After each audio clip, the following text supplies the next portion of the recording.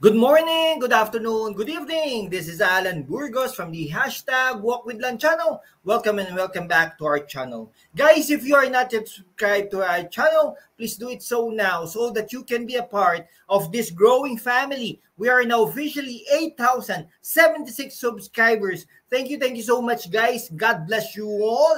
Okay, mahal na mahal ko po kayo. I love you all. Sige po pag-usapan po natin ngayon ay yung kay Harry Roque, no?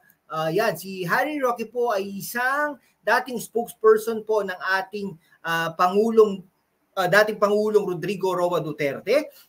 Human rights lawyer din po yan. International lawyer din po yan.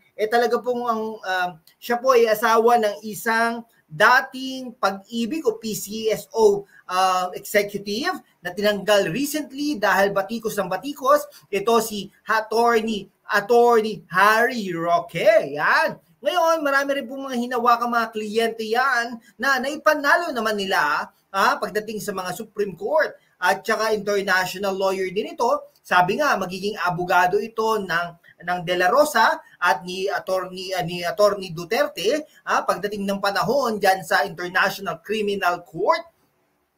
At saka ito rin, baka ito ay isa sa mga abogado ni Pastor Apollo Kibuloy na nasasangkot sa mga maraming krimen at isang fugitive.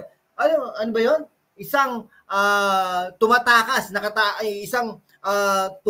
sa batas. Yan si Attorney Harry Roque. Ngayon, nagkaroon ng investigasyon diyan sa Senado, no? At tinanong ang tawag dito, tinanong ang PAGCOR, no, ang bigating padrino, ang bigating backer pala, talaga according to PAGCOR, allegedly ay pinangalanan na si Attorney Harry Roque as legal chief of Porac Pogo. Nako po. Ayan. Okay? Ayan, tapos si former presidential spokesperson Harry Roque served as the legal chief of a Philippine offshore gaming operator Pogo in Porac, Pampanga, and even helped it apply for a license. Kaya pala nandun ang pangalan niya doon nung ni-raid ang Pogo Porac na wala daw kinalaman, no? Wala daw kinalaman si Senador Lito Lapid na taga Porac at walang kalam-alam ang mayor at hindi daw sila pinapapasok doon. Diyos ko, Sos Mariosep. Former presidential spokesperson Harry Roque served as the legal chief of the Philippine offshore gaming operator Pogo in Porac, Pampanga, and even helped it apply for a license. Naku po!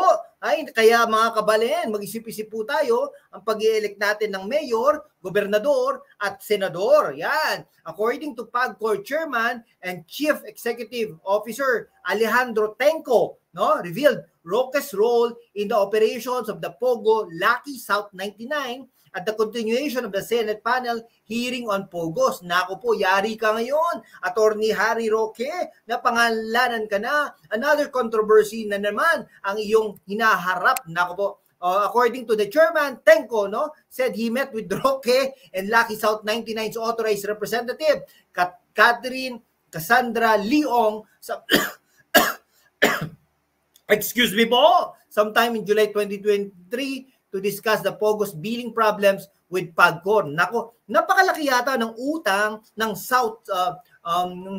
Lucky South 99 diyan sa PAGCOR, no? Magkano kaya yan? I-reveal na rin magkano, no? He said Roque and Ong asked PAGCOR for a chance to pay its arrears worth $500,000, which it reportedly handed to one Dennis Cunanan but did not reach PAGCOR. Sino si Dennis Cunanan, guys? No? Sino ba to? No? Tenco said Roque and Ong also sought updates about Lucky South 99's application for a license. Ayun naman pala, gusto naman pala nila magkalisensya. Magkano ba yung $500,000?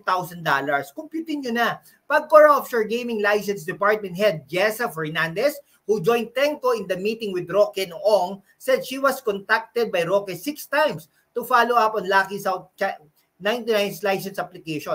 Alam nyo guys, kung abogado naman talaga 2023 ito no. Kung abogado naman talaga ng South China, no, South Lucky 99, si Attorney Harry Roque, walang masama naman doon na siya ay tumawag doon sa South China sa doon din sa PAGCOR. Walang masama doon. Okay? Despite Roque's involvement in Lucky South 99's PAGCOR license application, Tenco and Fernandez said former President Rodrigo Roa Duterte ex-person did not exert pressure.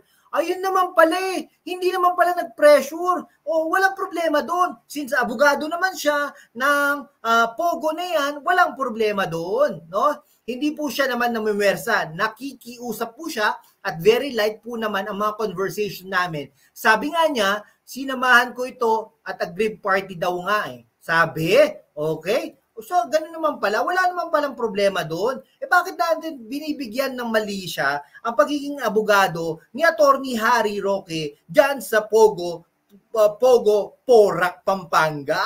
Wala namang problema doon, di ba? O, sige po. Kayo na po husga dyan, no? Hanggang dito na lang po mga kaibigan ko. Maraming salamat po sa inyong lahat. Mabuhay po kayo.